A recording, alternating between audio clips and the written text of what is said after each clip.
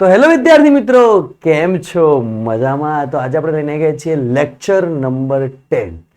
Last લેક્ચરમાં બેટા આપણે ડાયઇલેક્ટ્રિકની વાત કરી હતી, ડાયરેક્ટના ફોર્મ્યુલા ચલાયા હતા, પણ હવે એના બેઝ ઉપર આપણે પીવાયક્યુઝ બી કરાયા હતા જેઈ નીટના. આ લેક્ચરની અંદર આપણે એક એવો કોન્સેપ્ટ ભણવાના છીએ કે ઘણી બધી વાર એક્ઝામમાં નીટ જેઈમાં કોન્સેપ્ટ આવ્યો છે. ફ્યુચરમાં શક્યતા છે કે આના બેઝ ઉપર નીટમાં અને જેઈમાં ક્વેશ્ચન 100% આવશે. બહુ મોસ્ટ આઈએમપી ટોપિક છે. લેક્ચર 5, 6, 7, 8, 9 અને 10 આ મેઇન કહેવાય ને કે કોર લેક્ચર છે, ઇમ્પોર્ટન્ટ આઈએમપી લેક્ચર છે. તો હું કહું છું કે આને 1% 0.01% છોડવા જેવા નથી. જે વિદ્યાર્થી મિત્રો ગ્રુપમાં જોઈન ના થયા હોય, એમાં એક ઓફિશિયલ ગ્રુપ ચાલુ છે જે વિદ્યાર્થી નવા એમની માટે કહી રહ્યો છું બેટા, જેની અંદર બધા જ વિડીયોઝ અને બધી જ માહિતી આવી રહી છે. બીજી વસ્તુ એ ઘણા વિદ્યાર્થી કે સર વિડીયો છે કે આ જીવન રહેવાના છે, વિડીયોને હું ક્યારે ડિલીટ કરીશ નહીં. તો વિડીયો આજે નહીં તો તમે કાલે જોઈ શકો છો, પણ બેટા રેગ્યુલારિટી હશે તો બહુ મજા આएगा, બહુ મજા આવશે જોવાની અને તમારો કન્ટેન્ટ ક્લિયર થઈ જશે. તો આપણે ચાલુ કરીએ લેક્ચર નંબર 10, ઇલેક્ટ્રિક ચાર્જ અને ફિલ્ડ, આપણું પહેલું ચેપ્ટર. તો બેટા પહેલી વાતનું કે સંભાવના 1% બી હો તો લડ જાઓ. સંભાવના 1% બી હો તો લડ જાઓ. 1% બી જો તમને એવું લાગતું હોય ને કે મારાથી થઈ શકશે તો 1% પણ ચાન્સ લેવો જોઈએ, બરાબર? કેમ કે આ 1% ની અંદર ને જે વર્લ્ડની મોટી ઇકોનોમી છે ને, જે મિલિયનર કહેવાય, જે બિલિયનર કહેવાય, જે લોકો છે ને એ 1% માં જ આવે છે. 99% લોકો એ સામાન્ય જિંદગી જીવે છે. અપર લેવલ અપર લેવલ, એકદમ અપર લેવલની વાત કરીએ, જે એકદમ રીચ પીપલની વાત કરીએ, એ 1% ની અંદર જ આવે છે. તો 1% બી જો તમને એવું લાગે ને, પોતાની ઉપર વિશ્વાસ હોય ને, 1%, હું 100% નહીં કહેતો, 1% ની અંદર જો હોય કે મારાથી થઈ શકશે તો લડી લેવું જોઈએ. લડવામાં કોઈ વાંધો નહીં, બરાબર? યુદ્ધ લડ્યા વગર જો આપણે એમ કહી દઈએ ને કે હારી જઈશું, હારવાના તો છીએ જ. માની લો કે સામે 1 લાખ સૈનિકો છે અને આપણા 10,000 સૈનિકો છે, બરાબર? આપણને બી ખબર છે કે 1 લાખ સામે 10,000 ટકશે કે નહીં ટકે, પણ 1% ચાન્સ છે જીતવાનો કે તમારી અંદર કોન્ફિડન્સ હોય. 1% ચાન્સ, 1% બી હોય ને તો લડી લેવાનું, બરાબર? લડી જ લેવાનું. બીજી વસ્તુ કે બાધાઓ આવશે, બાધાઓ આવશે, આવશે ને આવશે જ. કોઈક મોટું કરવા જઈ રહ્યા હોઈએ, તો આપણે કંઈક મોટું વિચાર્યું હોય અથવા કંઈક મોટો ગોલ ધારેલો હોય તો એમાં બાધાઓ આવશે. પણ 1% પણ જો લડી લેવાની તાકાત હોય ને તો લડી લેવાનું. 1% પણ લડી લેવાની તાકાત, બરાબર? હું 100%, 1000% નહીં કહેતો, ખાલી 1% બી જેવું લાગે ને, આ દિલ ઉપર હાથ રાખીને જો કાચની આગળ એક વાત કહું બેટા, કે ક્યારે પોતાની જાત એને જૂઠું ના બોલી શકે, બરાબર? પોતાની જાતને સાહેબ ક્યારે તમે ઉલ્લુ ના બનાવી શકો. તો જ્યારે તમને એવું લાગે ને કે હું હારી ગયો છું, ત્યારે કાચની આગળ ઉભા રહીને જોજો અને એમાં સામે સવાલ પૂછજો. કાચની સામે ઉભા રહીને જોજો, અરીસાની સામે ઉભા રહીને જોજો, અને અરીસાની અંદર તમારો ચહેરો હશે ત્યારે સવાલ પૂછશો કે શું હું નીટ ક્લિયર ના કરી શકું? બીજો પ્રશ્ન પૂછજો કે શું હું ખરેખર 100% મારું આપી રહ્યો છું? હું ખરેખર જેવી જોઈએ એવી મહેનત કરી રહ્યો છું કે નહીં કરી રહ્યો? હું ખરેખર મતલબ કામ કરી રહ્યો છું કે ખાલી કામ કરવાનો દેખાવ કરી રહ્યો છું? હું ખરેખર દિવસના 6-7 કલાક વાંચી રહ્યો છું, રિયલીમાં વાંચી રહ્યો છું કે નથી વાંચી રહ્યો? આવું તમારી જાતને અરીસા સામે ઉભા રાખીને પૂછજો. તમે બીજા કોઈ તમને કહેશે, પણ તમે અરીસાને સામે પૂછજો તો સામેથી જે જવાબ આવશે એ જવાબ મુજબ તમે રિએક્ટ કરજો, બરાબર? તો હિંમત હારવાની નથી, બિલકુલ હારવાની નથી. આ સમય 8 થી 10 મહિના લડવાનો છે, બરાબર? તો લડીશું અને જીતીશું, 100% જીતીશું, બરાબર? 100% જીતીશું. તો 1% બી પેલું હોય તો લડી જજો. બેટા હવે વાત કરીએ આપણે કે equilibrium of suspended points charge system, બિંદુ પ્રણાલીનું સંતુલન શું કહેવા માંગે છે? દેખો, સમજો વાતને કે મેં અહીંયા થીટા અને થીટા લઈ લીધો. માન લો કે θ1 છે, અહીંયા θ2 છે, એક્ઝામ્પલ તરીકે. હું એમ કહું છું ભાઈ કે અહીંયા મેં વિદ્યુત ભાર લીધો છે Q1 અને અહીંયા મેં વિદ્યુત ભાર લીધો છે Q2. બે અલગ અલગ વિદ્યુત ભાર લીધા છે. બરાબર, વાતને સમજજો. હવે આ બંનેની વચ્ચે આ રસ્સી છે, રસ્સીથી આ બંને વિદ્યુત ભારને આવી રીતના જોડેલા છે. આ બંને વચ્ચેનું અંતર માનીએ તો આ બંને વચ્ચેનું અંતર મેં લીધું છે R. બરાબર, આ બંને વચ્ચેનું અંતર છે R. Q1 Q2 પર ફોર્સ લગાવશે, અહીંયા લાગશે F1, અહીંયા લાગશે F2. ફોર્સની વેલ્યુ હશે F1 બરાબર F2 is equals to K Q1 Q2 by બંને વચ્ચેનું અંતર R². બરાબર, પણ આ કેસ અહીંયા સમાપ્ત નથી થતો. હવે આ કેસની વાત કરીએ ભાઈ, હું થોડો અહીંયા વ્યવસ્થિત દોરું. બરાબર, અહીંયા દોરું ભાઈ વ્યવસ્થિત, તમે વાતને સમજજો. અહીંયા થોડો આપણે વ્યવસ્થિત દોરીએ. બહુ જાડી લાઈન લઈ લીધી ભાઈ તમે, કે બેટા અહીંયા મેં બે રસ્સી લીધી, આ રીતે મૂકેલી. વાતને સમજશે. હવે અહીંયા જ્યારે મેં બે રસ્સી લીધી તો અહીંયા એક ગોળો લગાવ્યો, એક ગોળો મેં અહીંયા લગાવ્યો અને એક ગોળો મેં અહીંયા લગાવ્યો. આ રસ્સીની લંબાઈ હતી સાહેબ L, અહીંયાથી અહીંયાનું અંતર હતું R અને અહીંયાની બી લંબાઈ હતી L. અહીંયા મેં બધાને લીધા કે ભાઈ અહીંયા એક્ઝેક્ટ વચ્ચોવચ અહીંયા લાગી રહ્યા છે થીટા, અને હું અહીંયા બીને માન લઉં છું થીટા, અહીંયા લઈ લઉં છું Q1, અહીંયા લઈ લઉં છું Q2. હવે બેટા આ બે જે ગોળા હતા ને, એ ગોળા ઉપર વિદ્યુત ભાર પડેલો છે. તો આ પહેલા ગોળાનું માસ કંઈક M1 છે, આ બીજા ગોળાનું માસ કંઈક M2 છે. અહીંયા ફોર્સ લાગી રહ્યો છે F2 અને અહીંયા ફોર્સ લાગી રહ્યો છે Q2 હશે F1 અને અહીંયા ફોર્સ લાગી રહ્યો છે F2. તો બેટા અહીંયા એક ડાયાગ્રામ હું બનાવી શકું કે સાહેબ અહીંયા ફોર્સ લાગી રહ્યો છે, સ્વાભાવિક વાત છે કે અહીંયા લાગે છે F2. જી સર, પણ જો આનું દળ હોય બેટા તો લોજિકલી વિચારજો. હું અત્યારે પૂરતું માની લઉં કે ભાઈ M1 બરાબર M2 બરાબર M, હું હાલ પૂરતું માની લઉં છું. તો બેટા અહીંયા નીચે એક ફોર્સ લાગશે. કયો લાગશે બેટા? ગ્રેવિટેશનલ ફોર્સ લાગશે mg. એકલા વિદ્યુત ભાર તો લગાવેલા નહીં હોય ને, વિદ્યુત ભાર એક ગોળો લગાવેલો હશે, નીચે લાગશે mg. યસ સર, લટકતા હશે તો નીચે mg તો લાગશે. બેટા mg બી લાગશે. બીજું કે આ રસ્સી જે લટકાડી છે એની ઉપર તણાવ પેદા થશે. યસ સર, આ તમે જે રસ્સી લટકાડી છે આ રસ્સી ઉપર ટી તણાવ પેદા થવાનો છે. લોજિકલી વાત છે કે જે રસ્સી આપણે લટકાઈ છે આ રસ્સી ઉપર ટી તણાવ પેદા થવાનો છે. આ રસ્સી ઉપર ટી તણાવ લાગી રહ્યો છે, ટેન્શન ફોર્સ લાગી રહ્યો છે, તણાવ ફોર્સ લાગી રહ્યો છે રસ્સી ઉપર. લોજિકલી વાત છે. હવે એક mg છે, એક F2 છે, એક T છે. તો અહીંયા બેટા એક વસ્તુ તું સમજ કે હું અહીંયા એક લાઈન દોરું આ રીતે. તો બેટા અહીંયા એક એંગલ Z હોય તો Z બની રહ્યો છે. સર ક્યાં Z બની રહ્યો છે બતાવજો. હું બતાવું ને પછી એને રફ કરી દઈશ. બરોબર, વાતે સમજજે. અહીંયા Z બની રહ્યો છે. જી સર, જો Z બનતો હોય બેટા અહીંયા થીટા હોય તો ગણિતના નિયમ પ્રમાણે અહીંયા બી થીટા હોય. જી સર, લોજિકલી વાત છે. બરાબર, મને લઈ લો હવે, કારણ કે આપણે ડિસ્ટર્બન્સ થશે. તો લોજિકલી બેટા સમજીએ તો થીટા અહીંયા હશે તો એક થીટા અહીંયા બી હશે. હવે આપણે શીખ્યા હતા વેક્ટરમાં કે થીટાની જોડે હોય તો કોસ, તો અહીંયા આવશે ટી કોસ થીટા, અને થીટાની બીજા ભાગે શું આવશે? સાઇન, તો અહીંયા આવશે બેટા ટી સાઇન થીટા. હવે આ બે સામ સામે ફોર્સ છે તો શું લખી શકાય? એવું લખી શકાય કે T sine theta is equals to F. અહીંયા તમને મને ખબર છે કે F1 બરાબર F2 બરાબર F, તો અહીંયા બી હું F ધારી લઉં. બરાબર સાહેબ? ઓકે સાહેબ. હવે એવું લખી શકાય કે ટી કોસ થીટા બરાબર mg. Yes sir, T cos theta બરાબર mg ને સંતુલિત કરી રહ્યો છે. આ બધું શૂન્ય અવકાશમાં પડેલું છે અત્યારે. સમીકરણ 1 અને સમીકરણ 2 આને નામ આપતા હું એવું લખી શકું કે ભાઈ tan theta is equals to F by mg. જી સર, તમે લખી શકો કે tan થીટા બરાબર F બાય mg. આ મને એક સૂત્ર મળી ગયું. Okay sir, simple formula, simple સૂત્ર મને મળી ગયું. બરાબર.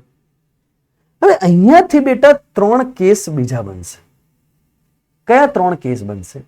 3 કેસને આપણે સમજીએ. 3 કેસ એવા બનશે કે ભાઈ અહીંયા કેસ નંબર 1 એની કન્ડિશન એવી છે કે અહીં જો θ1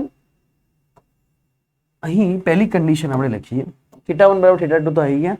અહીં θ1 ઇઝ નોટ ઇક્વલ ટુ θ2. θ1 અને θ2 સમાન નથી. બરાબર, માન લો કે θ1 અને θ2 સમાન નથી. And Q1 is not equals to Q2. Q1 અને Q2 સમાન નથી. તો નીચેમાંથી કઈ શરત શક્ય છે જ્યાં M1 બરાબર M2 બરાબર F બે ગોળાનું દળ સમાન છે? બેટા અહીંયા થીટા બી સરખો નથી, Q1 ને Q2 બી સરખો નથી.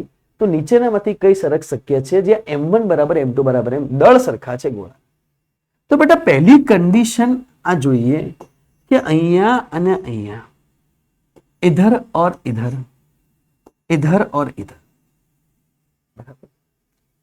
સાહેબ આ શું લખ્યું છે? મજા નહીં, મને મજા નહીં, તમને મજા નહીં, એવી ના ચાલે યાર, ના મજા આવી. આપણે કામ કરીએ ને, આપણે શરતો આપણી રીતે બનાવીએ. આપણે શરતો આપણી રીતે બનાવીએ. આને જવા દઈએ, રફ કરી દો. ચાલો, બડે એડિટર સાહેબ બિચારે મહેનત કરી, પણ આપણે એને રફ કરી દઈએ. હવે એ કન્ડિશન શું બનશે અને શું જવાબ આવશે એના વિશે થોડું સમજીએ. એના બેઝ ઉપર થોડા ક્વેશ્ચન્સ પૂછાયેલા છે તો એને થોડું સમજીએ ડિટેલમાં. બેઝ ઉપર થોડા ક્વેશ્ચન્સ આવેલા છે તો આને આપણે બેઝિકલી ડિટેલમાં થોડું સમજીએ બેટા. હવે અહીંયા સાહેબ એવી કન્ડિશન છે કે અહીંયા એવું કીધું છે કે ભાઈ θ1 is not equals to θ2 and then Q1 એ Q2 કરતા મોટો છે એવું આપણે ધારી લઈએ. સરખો તો નથી જ, પણ Q1 ની વેલ્યુ Q2 કરતા મોટી છે. સાહેબ એવું છે? તો સાહેબ મને તો એવું લાગે કે હું ઓપ્શન નંબર A દોરું. અહીંયા સમજો.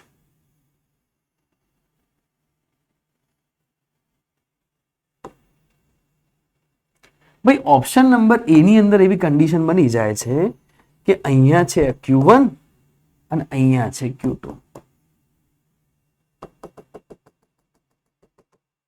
તો અહીંયા છે θ1 અને અહીંયા છે θ2. સાહેબ મને તો એવી ફિલિંગ આવે છે કે જો Q1 ની વેલ્યુ વધારે હોય તો Q2 ને દૂર ફેંકશે. મને એવું લાગે છે સાહેબ. બરાબર, કે જો Q1 ની વેલ્યુ વધારે હોય તો Q2 ને કેવો ફેંકી દેશે? દૂર ફેંકી દેશે. બરાબર, Q2 દૂર જતો રહેશે. બરાબર, એક તો આવું હોઈ શકે એવું મને લાગે છે. બીજો વિદ્યાર્થી એવું વિચારી રહ્યો છે, સેકન્ડ સ્ટુડન્ટ. બરાબર, સેકન્ડ વિદ્યાર્થી એવું વિચારે છે ભાઈ, એવું વિચારે છે કદાચ આવું બી થઈ શકતું હોય. શું થઈ શકતું હોય ભાઈ? કદાચ આવું થઈ શકતું હોય કે ભાઈ અહીંયા Q1 અહીંયા આવી જાય અને Q2 અહીંયા આવી જાય. અહીંયા હોય θ1 અને અહીંયા હોય θ2. સાહેબ આ તો મને ઓછું પોસિબલ લાગ્યું, કારણ કે શક્તિશાળી કોણ છે? શક્તિશાળી Q1 છે. Q2 શક્તિશાળી નથી, તો Q2 ત્યાંનો ત્યાં જ પડ્યો. Q1 ને દૂર ધકેલી દેવું ના હોય. મને આ કન્ડિશન વધારે સારી લાગી કે Q1 શક્તિશાળી છે તો Q2 ને દૂર ધકેલશે કે દૂર જતો રહે. Q1 વધારે છે એટલા માટે. અને ત્રીજી કન્ડિશન એક વિદ્યાર્થી મને આવી કીધી. બરાબર, ત્રીજી કન્ડિશન મને એક વિદ્યાર્થી આવી કીધી. બરાબર, ત્રણ કન્ડિશન અહીંયા બની. ત્રીજી કન્ડિશન મને એક વિદ્યાર્થી આવી કીધી ભાઈ કે અહીં ત્રીજી કન્ડિશન મને આવી કીધી કે અહીં હું લઈ લઉં છું Q1 અને અહીં હું લઈ લઉં છું Q2. તો મને આ કેસની અંદર θ1 ને θ2 લઈ લઈએ તો મને આ કેસની અંદર θ1 બરાબર θ2 મળે છે. ભલે મેં એમ કીધું કે θ1 અને θ2 સમાન નથી, મને મળે છે. બરાબર, ચલો મેં કેસની અંદર પહેલેથી હું નહીં કહેતો. બરાબર, થોડું આપણે સુધારીએ કે હું પહેલેથી હું કહેતો નથી. હું એવું કહું છું કે મારે θ1 અને θ2 ની વેલ્યુ શોધવાની છે. હું પહેલેથી હું નથી કહેતો કે ભાઈ θ1 અને θ2 નું શું થશે. તો મારે શોધવાનું છે. બરાબર, મારી પાસે ઓપ્શન નંબર A છે. ઓપ્શન નંબર A મારી પાસે એવું છે કે θ1 is greater than θ2. Option number B મારી જોડે એવું છે કે θ1 is greater than θ2. θ2 is greater than θ1. ભૂલ થઈ ગઈ ભાઈ, માફ કરજો. Option A θ2 is greater than θ1. Option B θ1 is greater than θ2 and option C કે θ1 ઇઝ ઇક્વલ ટુ θ2. આ ત્રણ કન્ડિશન છે. તો સાહેબ કઈ કન્ડિશન સાચી? મને હવે કહો કે ભાઈ Q1 ની વેલ્યુ Q2 કરતા વધારે છે, દળ સેમ છે, તો 3 કન્ડિશન માંથી કઈ કન્ડિશન સાચી? બરાબર, બરાબર દેખાઈ રહ્યું છે ને? હા, ઓકે, કટ નહીં થતું. મને એવું લાગે કે આ ભાગ કટ નથી જતો કેમેરાની અંદર. બોલો બેટા, કઈ કન્ડિશન સાચી આની અંદર? માઇક બરાબર છે? ઓકે. તો મોટા ભાગના વિદ્યાર્થીઓને જ્યારે અમે ક્લાસમાં પ્રશ્ન પૂછ્યો તો બધાએ જવાબ આપ્યો આર્યો કે સાહેબ આ જવાબ એ સાચો છે. કારણ કે Q1 વધારે છે, Q2 ઓછો છે, તો સ્વાભાવિક વાત છે કે Q2 દૂર જશે, Q2 દૂર જશે તો θ2 વધી જશે અને Q1 ત્યાંનો ત્યાં જ રહેશે. બેટા આ કન્ડિશન સાચી નથી, આ કન્ડિશન સાચી નથી અને આ કન્ડિશન 1000% સાચી છે. આમાં સી જવાબ આવશે. 3 જવાબ કે θ1 બરાબર θ2 મળશે. આ કેસનો આન્સર શું આવશે? તો આ કેસમાં આન્સર આવશે θ1 ઇઝ ઇક્વલ ટુ θ2 મને મળશે. આ આન્સર આવી છે. સાહેબ કઈ રીતે આન્સર આવે ભાઈ? યાર તમે યાર શું સાહેબ તમે બી યાર કેવી વાત કરી રહ્યા હો? Q1 Q2 સેમ ને કેવી રીતના આવે? બેટા તું કેમ નહીં સમજતો મારી વાત? તું એટલી વસ્તુ સમજ, એટલો લોજિક સમજ કે અહીંયા F1 અને F2 ફોર્સ જ્યારે લગાવીએ, હવે આ કેસની તું વાત કરે તો આમાં F2 ફોર્સ વધારે હોવો જોઈએ કારણ કે દૂર છે. સોરી, F1 ફોર્સ એ F2 કરતા વધારે હોવો જોઈએ કારણ કે F1 ફોર્સ દૂર લગાવી રહ્યો છે, દૂર પાડી રહ્યો છે, F2 ઓછો હોવો જોઈએ, એવું જ થવું જોઈએ. પણ બેટા આપણે જે સૂત્ર ભણ્યા ને, આપણે તો આવું સૂત્ર ભણ્યા, આપણા તો સાહેબે આપણને આવું ભણાયું બચપનની અંદર.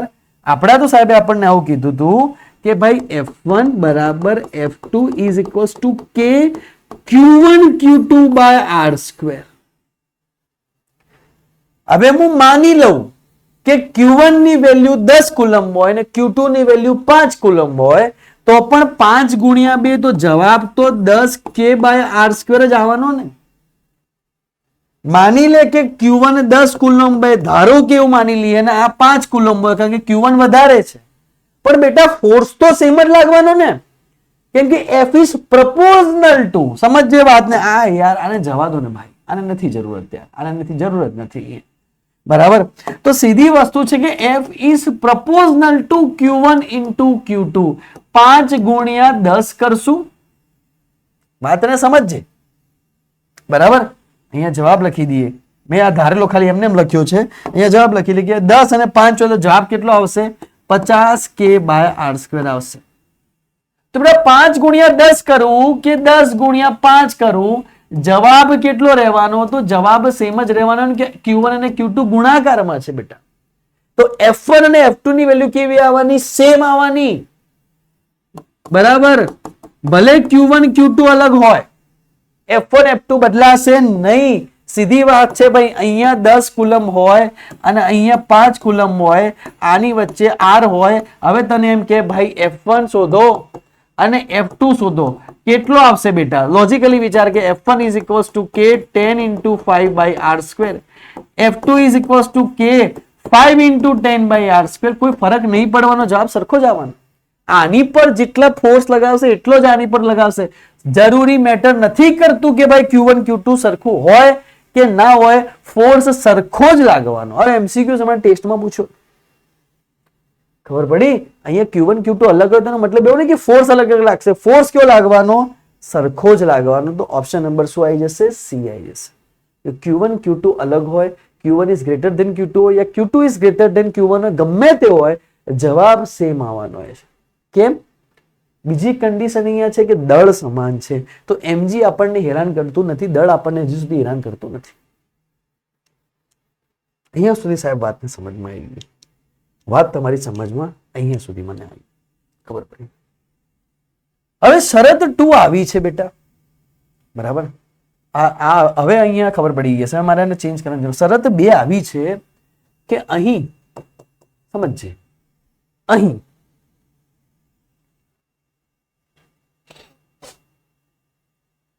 માની લો કે અહીં M1 is not equal to M2. અહીં M1 અને M2 સરખા નથી. અહીં M1 અને M2 સરખા નથી કેસમાં. બરાબર, M1 અને M2 સરખા નથી અહીં M1 અને M2 સરખા નથી. અહીં માની લો કે કેસની અંદર મને આપ્યું છે કે ભાઈ Q1 is greater than Q2. બરાબર, M1 અને M2 સરખા નથી અને એ કીધું છે. ચલો એક કન્ડિશન આ કરી, આ કન્ડિશન પહેલા કરી લઈએ. ચલો આ સહેલી કન્ડિશન કરી લઈએ પહેલા. તો અહીં મને આપ્યું છે કે Q1 બરાબર Q2 બરાબર Q છે. તો θ1 અને θ2 કેવા હશે? તો અહીંયા જે કેસ આપ્યા છે ને બેટા, એમાં બંનેમાં Q મને સરખા આપ્યા છે. બંનેમાં Q મને સરખા આપ્યા છે. Q સરખા આપ્યા છે. અને હવે કીધું છે કે કઈ કન્ડિશન સાચી છે. M1 અને M2 સમાન નથી, પરંતુ Q1 અને Q2 સમાન છે. તો નીચેનામાંથી કઈ કન્ડિશન સાચી છે? બેટા, અહીં દળ સમાન ના હોય તો થીટા પણ સમાન ના હોય. આ વસ્તુ યાદ રાખજો. તો હવે ઓપ્શન નંબર એ નહીં આવે, ભલે ચાર્જ સમાન છે. કેમ? કારણ કે tan theta is equals to f0 by mg. theta is proportional to 1 upon m. theta A m પર આધાર રાખે છે. આઈડિયા આવી કે ના? ખબર પડી ગઈ. હવે ત્રીજો કેસ જોઈએ. ત્રીજો કેસ પ્રોપર રીતે જોઈએ કે અહીં M1 એ M2 કરતા મોટા છે. અહીં M1 એ M2 કરતા મોટા છે. Q1 સરખા હોય કે Q1 સરખા ના હોય એનાથી કોઈ ફરક પડવાનો નથી. બરાબર, અહીંયા હું Q1 સરખા લખું કે Q1 સરખા ના લખું, M1 અને M2 ઉપર જશે આખો કેસ. તો એને કીધું કે ભાઈ M1 એ M2 કરતા મોટા છે અને ભાઈ Q1 એ Q2 કરતા મોટા છે. તો કયો આન્સર આવશે? ચલો એક ઓપ્શન, M2 M1 કરતા મોટા છે અને Q1 બરાબર Q2 સમાન છે. તો કયો આન્સર આવશે? બે કન્ડિશન. બેટા આ લખો કે આ લખો એનો ફરક નહીં પડવાનો, કારણ કે ફોર્સ સેમ આવવાનો.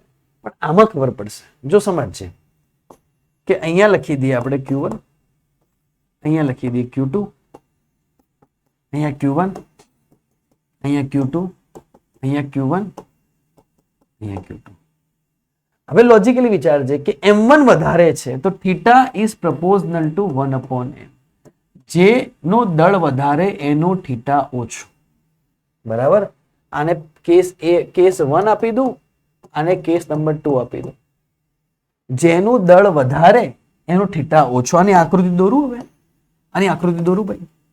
કેવી આકૃતિ આવશે? કે જેનું દળ વધારે એનો થીટા ઓછો. તો M1 નું દળ વધારે છે તો M1 નો થીટા ઓછો હશે. સમજે વાત? M1 નું દળ વધારે છે તો M1 નો થીટા કેવો હશે? ઓછો હશે. તો કેસ કંઈક આ રીતે બનશે.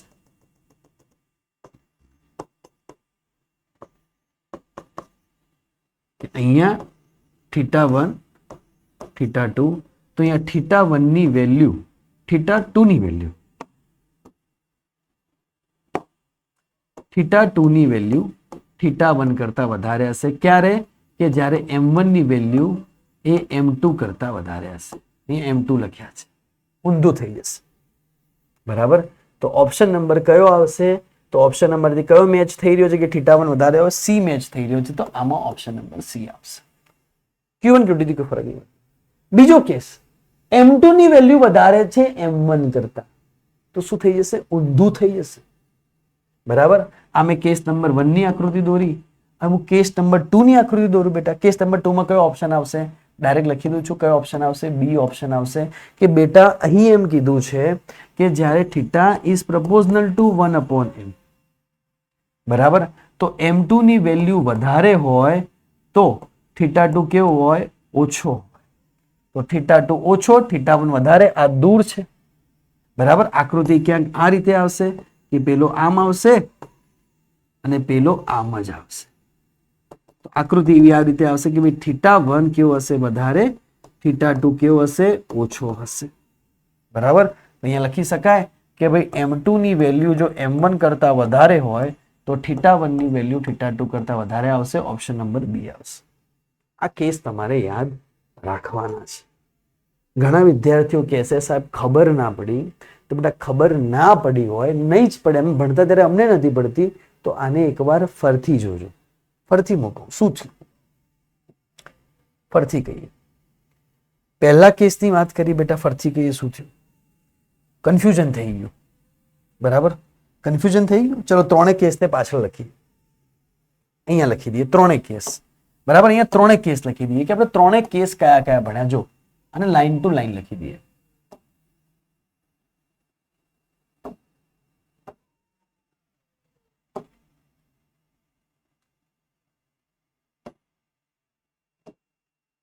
આપણે કઈ કઈ કન્ડિશનો લખી,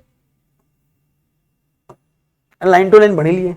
આપણી ફર્સ્ટ કન્ડિશન હતી ભાઈ, આપણી પહેલી કન્ડિશન હતી કે સાહેબ આપણી પહેલી કન્ડિશન કઈ હતી? તો આમાં આપણી કન્ડિશન એ હતી કે ભાઈ m1 ની વેલ્યુ અને m2 ની વેલ્યુ કેવી છે? સરખી છે. અને q1 એ q2 કરતા વધારે છે. તમને આવું લખીને આપે, અથવા તમને આવું લખીને આપે કે q2 એ q1 કરતા વધારે છે. આ બધામાં જવાબ કયો આવવાનો? તો બધામાં જવાબ સેમ જ આવવાનો કે ભાઈ અહીંયા θ1 એ θ2 કરતા કેવો હશે? વધારે હશે. એવો આવવાનો? એવો આવવાનો? ના બેટા, θ1 બરાબર કેવો હશે? θ2 હશે. કે દળ સરખું છે. બીજો કેસ સાહેબ આપણે જોયો, તો બીજા કેસમાં સાહેબ તમે એવું જોયું, હું લાઈનસર લખું છું, બરાબર, કે ભાઈ m2 ની વેલ્યુ m1 કરતા વધારે હોય અને q1 બરાબર q2 હોય, અથવા તો તમને આવું એક્ઝામ પૂછી લે કે q1 કરતા q2 વધારે હોય, અથવા આવું પૂછી લે કે q2 કરતા q1 વધારે હોય. આ બધા માટે સેમ જવાબ. ભાઈ m2 ની વેલ્યુ m1 કરતા વધારે છે, તો જવાબ શું આવશે? કે θ1 ની વેલ્યુ θ2 કરતા વધારે હશે. ઊંધું થઈ જાય. અહીંયા m2 વધારે તો અહીંયા θ1 વધારે. તો બેટા પ્રશ્ન કેવી રીતના આવશે? આમાં આકૃતિ કઈ આવશે? તો આમાં આકૃતિ આ રીતની આવશે. વાતને સમજજો, બરાબર? અહીંયા આવી જશે આપણો q1, અહીંયા આવી જશે આપણો q2. અહીંયા આકૃતિ તમારી આ રીતે આવશે કે અહીંયા આવી જશે θ1 અને અહીંયા આવી જશે θ2. તો અહીંયા θ1 ની વેલ્યુ θ2 કરતા શું થઈ જશે? વધી જશે. ત્રીજા કેસની વાત કરીએ, તો ત્રીજો કેસ બેટા શું હતો? તો ત્રીજો કેસ બેટા હતો કે m1 ની વેલ્યુ m2 કરતા વધારે હોય, અહીંયા q1 બરાબર q2 હોય, કે q1 કરતા q2 વધારે હોય, કે q2 કરતા q1 વધારે હોય, ગમે તે તમને આપેલું હોય. તો તમને ગમે તે આપેલું હોય તો અહીંયા એક વસ્તુ વેલિડ છે. શું વેલિડ છે? કે ભાઈ m1 કરતા m2 વધારે, તો θ2 એ લખાય છે ભાઈ આ રીતે યાર, θ2 એ θ1 કરતા કેવું હશે? વધારે હશે. તો θ2 વધારે હશે કોના કરતા? θ1 કરતા. અહીંયા લઈ લઈએ આપણે q1, અહીંયા લઈ લઈએ આપણે q2. હવે અહીંયા આપણે દોરી દઈએ, અહીંયા લઈ લઈએ θ1, અહીંયા લઈ લઈએ θ2. આટલા કેસ તમારે યાદ રાખવાના છે, બરાબર? મેઇન તો આ જ કેસ હતા, મેઇન ત્રણ કેસ હતા. મેઇન ત્રણ કેસ તમારે યાદ રાખવા. શેમાં કઈ આકૃતિ દોરાશે, બરાબર? આવી રીતના પૂછે, આવી રીતના પૂછે કે આવી રીતના પૂછે, યાદ રહેશે કે નહીં રહે? આ વસ્તુ યાદ રાખજો. હવે એવું કહેવા માંગે છે કે આ જે તંત્ર લીધું, આ તંત્રને મેં પાણીમાં ડુબાડી દીધું તો શું થશે? સમજવાની છે, બરોબર? તો પહેલા જે મેં તંત્ર લીધું હતું સાહેબ, તમારું પહેલાનું તંત્ર આવું હતું કે ભાઈ આ જે પહેલા તંત્ર લીધું હતું, તો પહેલા તંત્રમાં ક્યાંક આવું બનતું હતું આકૃતિની અંદર, બરાબર? હું અહીંયા દોરું છું.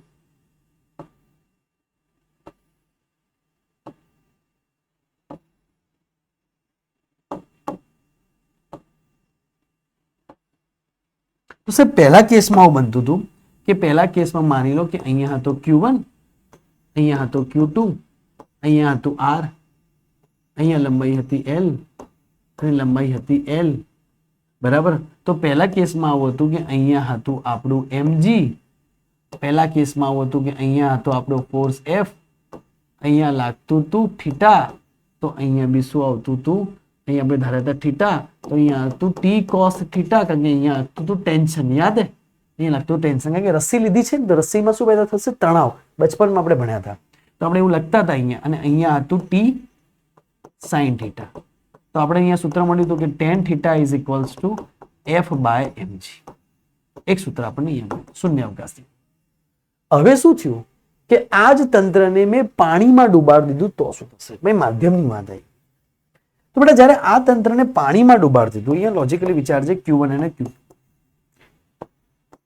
આ તંત્રને મેં પાણીમાં ડુબાડી દીધું તો સેમ ઘટના તો થવાની જ છે. શું સેમ ઘટના થવાની છે? ભાઈ સેમ ઘટના આવી થવાની છે કે એક તો બળ અહીંયા લાગશે, અહીંયા કોણ લાગશે? તો અહીંયા ટેન્શન લાગશે.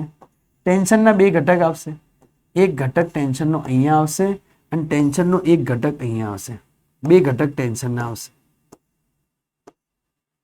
એક નીચે આવશે, નીચે કોણ આવશે? તો નીચે mg આવશે અને એક અહીંયા કોણ આવશે? તો અહીંયા સાહેબ ફોર્સ આવશે.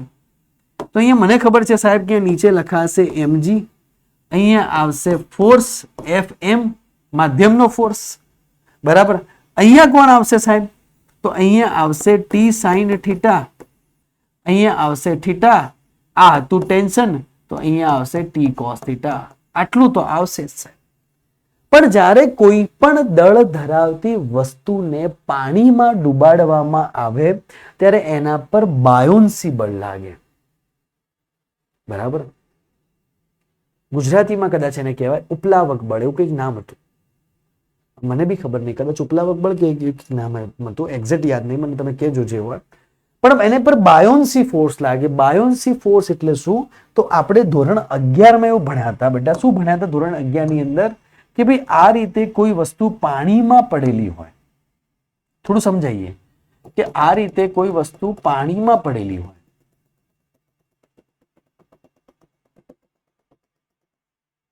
અને પાણીમાં પડેલી વસ્તુની અંદર, માની લો કે આ પાણીમાં પડેલી વસ્તુની અંદર હું એક સમઘનને ડુબાડું, તો જ્યારે પાણીમાં પડેલી વસ્તુની અંદર હું કોઈ સમઘનને ડુબાડીશ, બરાબર. જ્યારે પાણીમાં પડેલી વસ્તુની અંદર હું કોઈ સમઘનને જો ડુબાડીશ,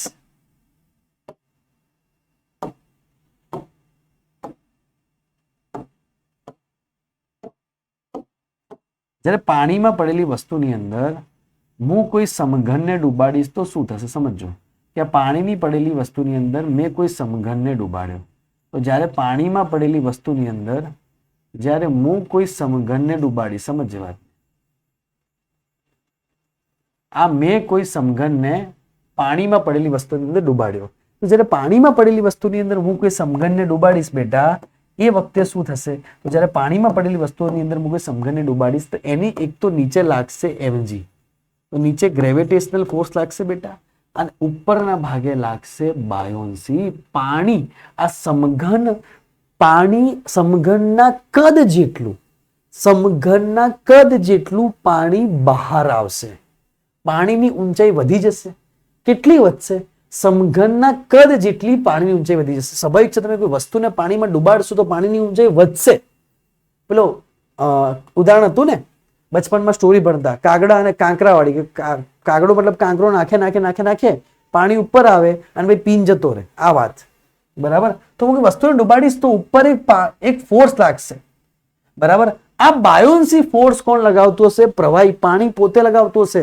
એને નીચે ડુબાડશો તો ઉપર ફોર્સ લાગશે કે ભાઈ તું ઉપર જતો રહે, એક પ્રેશર ઊભું થશે, બરાબર. અહીંયા એક પ્રેશર બી લાગશે, એને એટમોસ્ફેરિક પ્રેશર બી કહેવાશે, એની ઉપર એક એટમોસ્ફેરિક પ્રેશર લાગશે. આ બધી વસ્તુ ક્યાં જો સપાટી પર હોય તો એક એટમોસ્ફેરિક પ્રેશર બી અંદર એડ કરવું પડશે. તો એક બાયોન્સી ફોર્સ લાગશે અને ઉપરના ભાગે ધક્કો મારવાનો ટ્રાય કરશે બાયોન્સી ફોર્સ. તો બાયોન્સી ફોર્સની વેલ્યુ કેટલી હશે બેટા? તો બાયોન્સી ફોર્સની વેલ્યુ હશે કે સિગ્મા ઇન્ટુ વી ઇન્ટુ જી. સિગ્મા એટલે બેટા તો પ્રવાહીની ઘનતા, વોલ્યુમ કોનું હશે? તો મેં તમને કીધું કે કોનું વોલ્યુમ લેવું પડશે? જે પદાર્થ આપેલો પદાર્થનું વોલ્યુમ, એક્ઝેક્ટ તરીકે મેં વી લખ્યું, બરાબર, એટલે કે બોલની વાત કરી છે. અહીંયા સમઘન આપેલો છે તો વી સમઘન લખવું પડશે, વી સમઘન, અને ગ્રેવિટી તો લાગશે જ. બાયોન્સી એની ઉપરની તરફ ફોર્સ લગાવશે, ઉપરની તરફ ફોર્સ લગાવશે, ધકેલવાનો ટ્રાય કરે. એટલે તો આપણે કોઈ વસ્તુને પાણીમાં આરામથી ઉચકી શકીએ. કોઈ વ્યક્તિને પાણીમાં ઉચકવું હોય, કોઈ જાડિયા વ્યક્તિને, તો આરામથી ઉચકાઈ જશે. ઉપર શું લાગતી હશે? ગ્રેવિટીની વિરુદ્ધ, ગુરુત્વાકર્ષણની વિરુદ્ધ ઉપર એક ફોર્સ લાગશે જેને કહેવાશે બાયોન્સી. ગુરુત્વાકર્ષણની વિરુદ્ધ લાગશે. હવે ડિટેલમાં આને ભણાવવું હોય તો ભણાઈ શકે. મેં અત્યારે ઉપરથી વાત કરી, ઘણી ઉપરથી વાત કરી. અને લોજિકલી ભણાવવું હોય ને તો બહુ ડિટેલ ચેપ્ટર છે, મજા આવશે. બરાબર, મજા આવશે. બર્નોલી ઇક્વેશન ને બધું ઘણું બધું છે આની અંદર. જબરજસ્ત ચેપ્ટર છે 11માં. 11 ભણાવીશું ત્યારે ભણજો. બરાબર. Fluid mechanics. તો ફ્લુઇડ મિકેનિક્સમાં હતું કે પાણી ઉપરની તરફ ફોર્સ લગાવશે. તો અહીંયા બી એવું થશે કે પાણી ગ્રેવિટીની વિરુદ્ધ દિશામાં, ગુરુત્વાકર્ષણની વિરુદ્ધ દિશામાં એક્ઝેક્ટ ઉપર એક ફોર્સ લગાવશે, જેને કહેવાશે બાયોન્સી. પાણી પોતે લગાવશે. તો પાણી કયો ફોર્સ લગાવશે? અહીંયા એક્ઝેક્ટલી ગુરુત્વાકર્ષણની વિરુદ્ધ દિશામાં ઉપર ધકેલવાનો ટ્રાય કરશે. આના દળને ઓછું કરવાનો ટ્રાય કરશે, જેને કહેવાશે બાયોન્સી. કોઈ જાડિયા વ્યક્તિ પાણી ઉપાડો તો આરામથી ઉપડાઈ જાય, પણ હવા ઉપાડો ના ઉપાડે. પાણી મને બાયોન્સી લાગતી, ફોર્સ લાગતી. આટલા સુધી આઈડિયા આવી. એ સમઘનની અંદર પાણી ભરાઈ જાય એની પછીની ઘટના અલગ. એ સમઘનની અંદર હું પાણી ભરી નાખું પછી ડૂબાડું એ વસ્તુ અલગ. એની પહેલાની વાત કરી રહ્યો છું. એ સમઘનની અંદર માની લો કે હવા ભરેલી હોય, આજુબાજુથી પેક હોય, પાણી ડૂબાડો, કોઈ બોલને પાણી નાખો, ઉપર આવી જશે તરીને, ઉપર આવી જશે તરી. એની વાત છે. બરાબર. એ બધું ડિટેલમાં એ વખતે સમજવાનું. તો એને ફોર્સ લાગશે કે ભાઈ તું ઉપર જતો રહે, એમ નાખશો બહાર આવી જશે, એમ નાખશો બહાર આવી જશે. બરાબર, એક બાયોન્સી લાગશે. તો અહીંયા હવે શું લખાશે? તો અહીંયા ઉપર બે ફોર્સ લાગી રહ્યા છે, નીચે એક લાગી રહ્યો છે. હું લખી શકું કે ભાઈ ટી કોસ. ભાઈ આટલી જાડી જાડી પેન કેમ થઈ જાય છે? મારે તો પતલી જોઈએ છે. કે ભાઈ ટી કોસ થીટા પ્લસ બાયોન્સી બરાબર આવી જશે mg. જી સર. સામે સામે કયો ફોર્સ લાગશે? તો સામે સામે લખશે કે ફોર્સ ઇન મીડિયમ, માધ્યમનો ફોર્સ બરાબર લાગશે ટી સાઇન થીટા. બરાબર, આટલા સુધી મને ખબર પડી. તો સાહેબ અહીંયા બી એવું થઈ શકાય કે હું અહીંયા ટી કોસ થીટા ને કરતા બનાવું કે ટી કોસ થીટા બરાબર mg માઇનસ બાયોન્સી. હા સાહેબ, એક સમીકરણ આ બને, એક સમીકરણ આ બને. સમીકરણ 1 અને 2 નો ભાગાકાર કરતા નો ભાગાકાર કરું, એ લખું T sine theta is equals to fm ભાગ્યા T cos theta is equals to mg minus buoyancy. તો જવાબ આવશે કે ટેન થીટા બરાબર અહીંયા આવશે fm ભાગ્યા mg માઇનસ બાયોન્સી.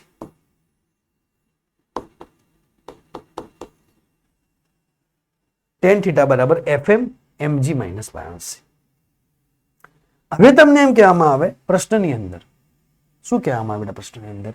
હવે તમને એમ કહેવામાં આવે કે પહેલા એક તંત્ર હતું, આ તંત્રનો થીટા સેમ હતો, પાણીમાં ડૂબડ્યા પછી પણ એનો થીટા બદલાતો નથી. તો એ પાણીનું ડાયલેક્ટ્રિક અચળાંક કેટલો હશે? સમજીએ વાત. શું પ્રશ્ન હતો? હવે પ્રશ્ન બનાવીએ આપણે કે સાહેબ ઘટના એવી હતી કે પહેલા એક તંત્ર હતું, આ તંત્ર હવામાં પડ્યું હતું, આ તંત્ર હવામાં હતું, એ Q1 હતા, એ Q2 હતા. એ વખતે એંગલ હતો થીટા. તો અહીંયા બનતા હતા કે ટેન થીટા બરાબર f0 બાય mg. હવામાં હતું ત્યારે. હવે બીજા કેસમાં આ આખા તંત્રને, બીજા કેસમાં આ આખા તંત્રને, બીજા કેસમાં આ આખા તંત્રને જો પાણીમાં ડુબાડ દેવામાં આવે, બીજા કેસમાં આ આખા તંત્રને જો પાણીમાં કે કોઈ અન્ય પ્રવાહીમાં ડુબાડ દેવામાં આવે, તો તમને મને ખબર છે કે જ્યારે કોઈ વસ્તુને માધ્યમમાં ડુબાડ દેવામાં આવે ત્યારે માધ્યમની અંદર શું હોય, રિલેટિવ પરમિટિવિટી કે હોય, એ હરેક માધ્યમનો કેવો હોય, અલગ અલગ હોય. આગળ આપણે પાણીનો આગળના લેક્ચરમાં ભણાયો ત્યારે 81 લીધું, અને પહેલા લેક્ચરમાં 81 લીધું, ગઈકાલે જ ભણાયું હતું. જૂના લેક્ચર જોવાના. બરાબર. તો હવે બેટા, હવે અહીંયા જ્યારે પાણીમાં ડુબાડ દીધો, આને આ તંત્રને પાણીમાં ડુબાડ દીધું, તો પણ પ્રશ્નમાં એવું કહે છે કે થીટા સેમ રહેવું જોઈએ. જો થીટા સેમ રાખવા માટે અહીં કે ની વેલ્યુ કેટલી હશે, એવું બધું કશું બી પ્રશ્નની અંદર પૂછી લે કે થીટા સેમ છે તો કે ની વેલ્યુ શોધો. તો અહીંયા આપણે લખી શકાય કે ભાઈ અહીંયા મને મળ્યું કે ટેન થીટા બરાબર, થીટા સેમ છે, fm ભાગ્યા mg માઇનસ બાયોન્સી. બે સમીકરણ મળ્યા. એક સમીકરણ આ મળ્યું, એક સમીકરણ બરાબર છે. આટલા સુધી ખબર પડી ગઈ. ઓકે. હવે બેટા આટલા સુધી ખબર પડી ગઈ તો હું એક વસ્તુ કરી શકું. બાયોન્સી ની કિંમત મૂકી દો અહીંયાથી, રો ઇન્ટુ વી ઇન્ટુ જી. બીજી કોની કિંમત આવશે કે ભાઈ ઘનતા, કોની ઘનતા, તો કે ગોળાની ઘનતા, વોલ્યુમ, ગોળાની ઘનતા બરાબર, અહીંયા બોલ લખી દો કે ગોળાની ઘનતા ઇઝ ઇક્વલ્સ ટુ ગોળાનું દળ ભાગ્યા ગોળાનું કદ. ઘનતા બરાબર દળ ભાગ્યા કદ. આ બાયોન્સી વાળો કેસ અલગ છે. તો ગોળાનું દળ બરાબર શું લખાશે, ગોળાની ઘનતા ગુણ્યા કદ લખાશે. આને કરતા બનાવીએ તો પેલી સાઈડ જતું રહે. હવે હું આની વેલ્યુ અહીંયા મૂકી દઉં તો એક સૂત્ર બીજું બને. શું બને સાહેબ કે tan થીટા બરાબર f0. એમની જગ્યા શું લખી શકાય, તો કે ગોળાની ઘનતા ગોળાનું કદ ગુણ્યા જી. તો સાહેબ આવું બી એક સૂત્ર લખી શકાય. આ સર જી સર આવું એક સૂત્ર બની, એક સૂત્ર આવું બી બની શકે ભાઈ કે tan થીટા બરાબર, સમજો tan થીટા બરાબર fm અપોન, સમજો ગોળાની ઘનતા ગોળાનું કદ ગુણ્યા જી માઇનસ બાયોન્સી. તો બાયોન્સી માટે મેં ઘનતાનો શબ્દ વાપર્યો સિગ્મા.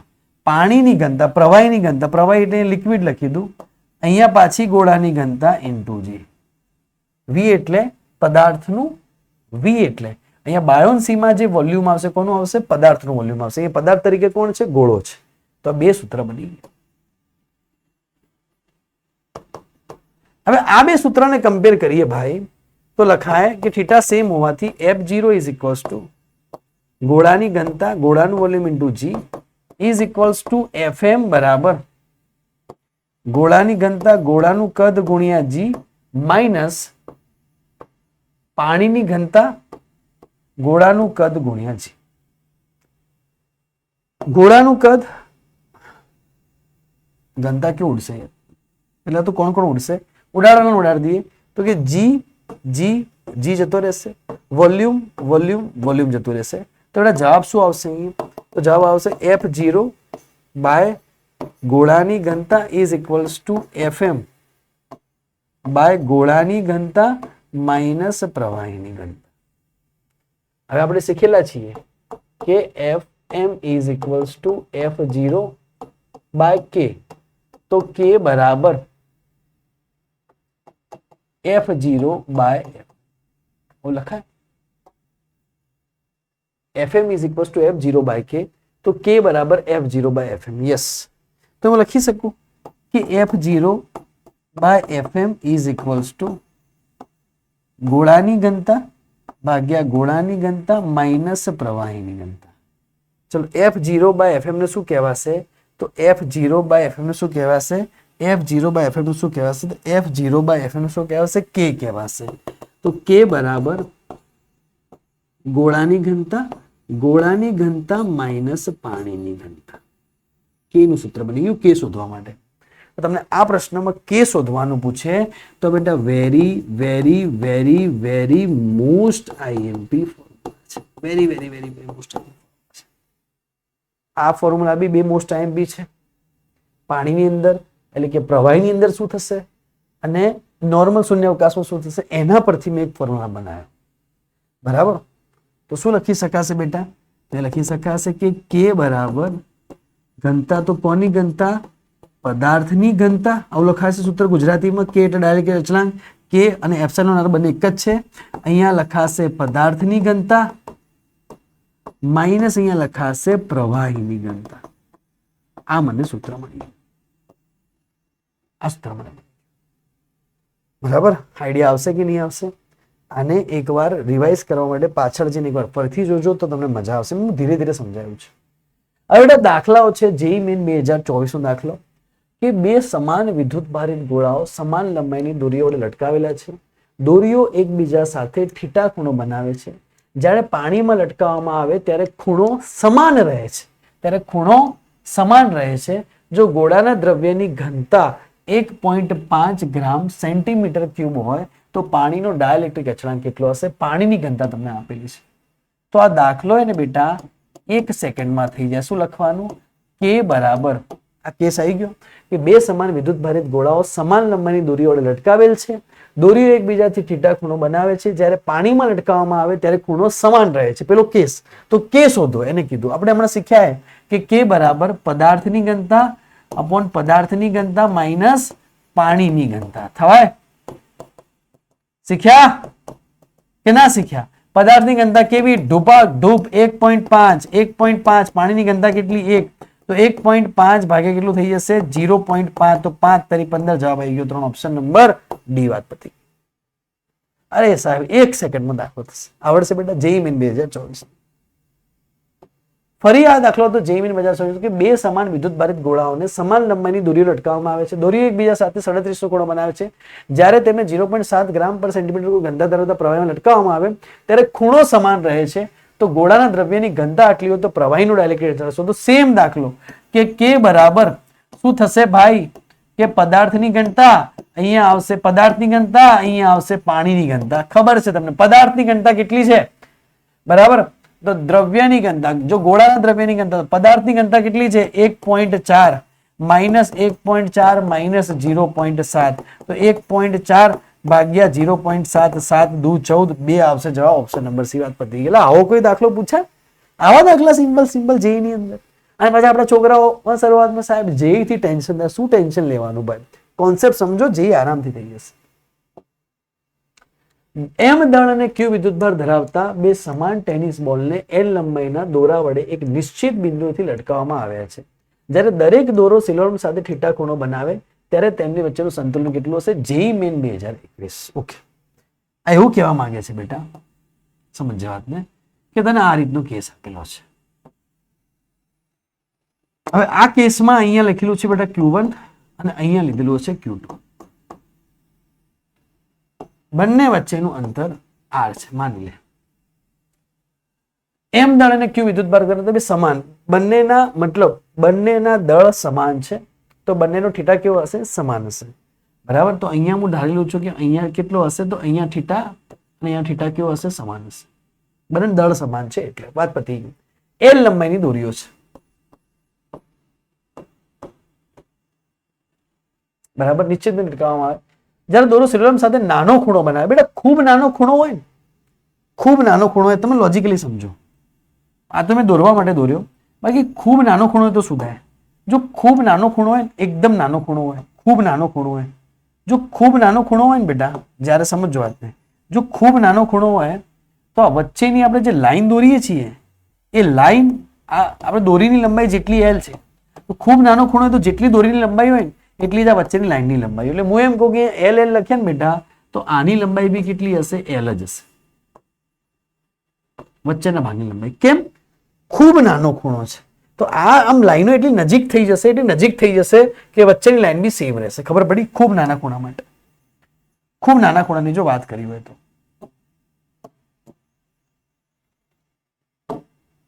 ખબર પડી હું શું કહેવા માંગુ? હવે એમ કહે છે બેટા કે થીટા ખૂણામાં તેમની વચ્ચેનું અંતર કેટલું હશે? બનાવે ત્યારે તેમની વચ્ચેનું સમતુલ્ય અંતર કેટલું હશે? બેટા હવે લોજિકલી વિચારી શકું કે ટોટલ R હોય તો આ ભાગ કેટલો થઈ જાય? સાહેબ ટોટલ R હોય તો આ ભાગ કેટલો થઈ જાય? R/2 થઈ જાય. અને આટલો ભાગ બી કેટલો થઈ જાય?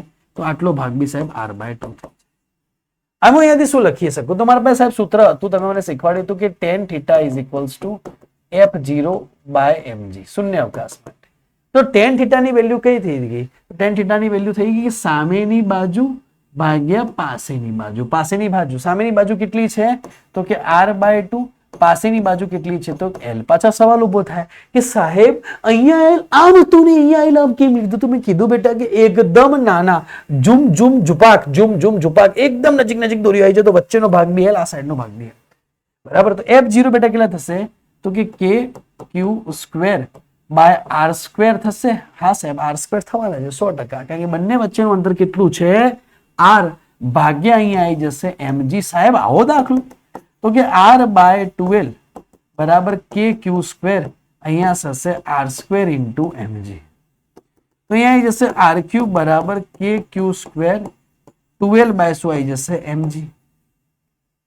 તો બેટા R ની વેલ્યુ કેટલી આવશે? તો R = અહીંયા આવશે 1/3 ઘાત. પહેલા પેલી સાઈડ જાય પણ એને અમે 2πε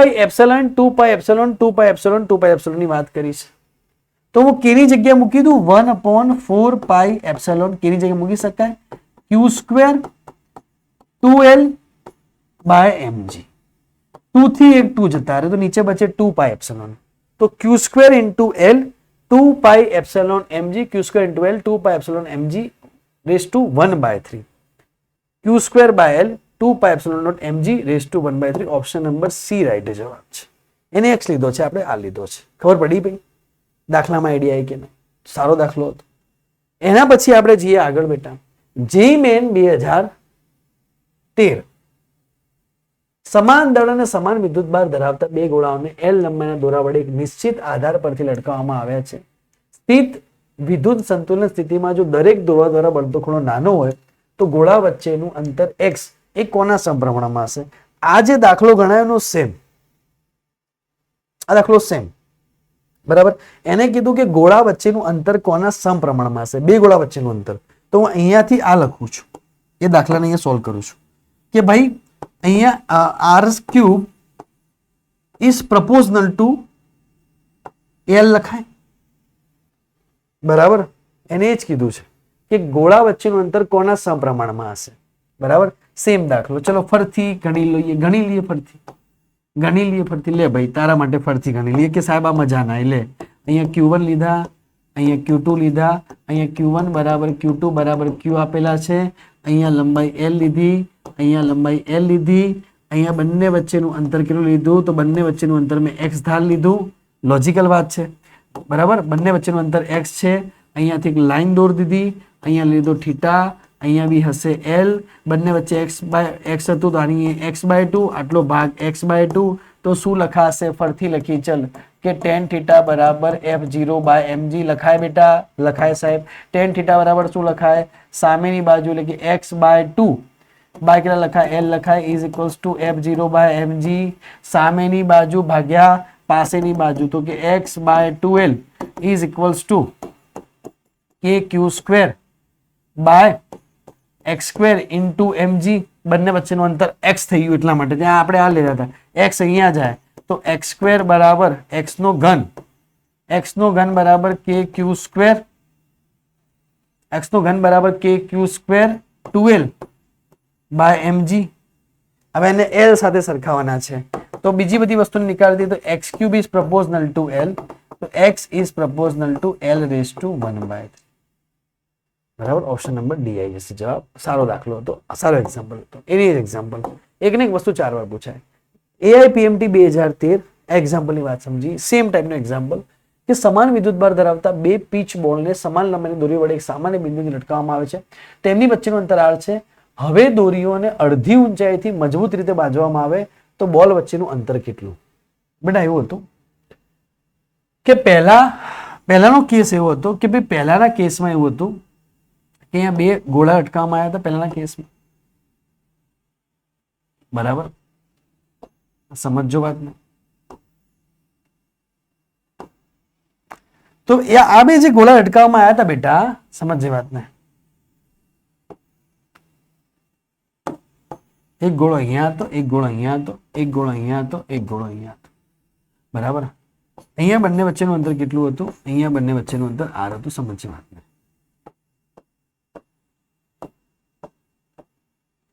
બરાબર. અહીંયા બી બંને વચ્ચેનું અંતર કેટલું હશે? તો અહીંયા તારે બંને વચ્ચેનું અંતર શોધવાનું છે. કેમ કે અહીંયા લંબાઈ કેવી થઈ ગઈ? અડધી થઈ ગઈ. અહીંયા લંબાઈ કેટલી હતી? અહીંયા લંબાઈ y હતી. હવે અહીંયા લંબાઈ કેવી થઈ ગઈ? અડધી થઈ ગઈ. તો કે લંબાઈ ઘટી ગઈ તો બે ગોળા વચ્ચેનું અંતર પેલા આ હતું, પછીનું અંતર કેટલું થશે? ભાઈ લંબાઈ ઘટી જાય ને, લંબાઈ ઘટે તો અંતરમાં ફરક પડે. પેલા y ઉપર હતું, અહીંયાથી y લંબાઈ હતી, હવે લંબાઈ ઘટી ગઈ તો ફરક પડે. તો શોધીએ આપણે, શોધી લઈએ ભાઈ. તો અહીંયા બેટા થીટા ધાર લઈએ. અહીંયા કેટલો આવશે? r/2. આટલો ભાગ કેટલો હશે? r/2. તો શું લખાશે? tan θ બરાબર સામેની બાજુ ભાગ્યા પાસેની બાજુ. હા તો લખાશે. તો આપણા પાસે સૂત્ર છે કે tan θ બરાબર f0/mg. તો tan θ બરાબર શું થઈ જાય? તો કે r/2 ભાગ્યા y is equals to kq square by r square into mg. માન લો કે q1 બરાબર q2 બરાબર q છે, તો આપેલું છે. સમાન ગોળાઓ કીધા, સમાન વિદ્યુતભાર કીધા છે.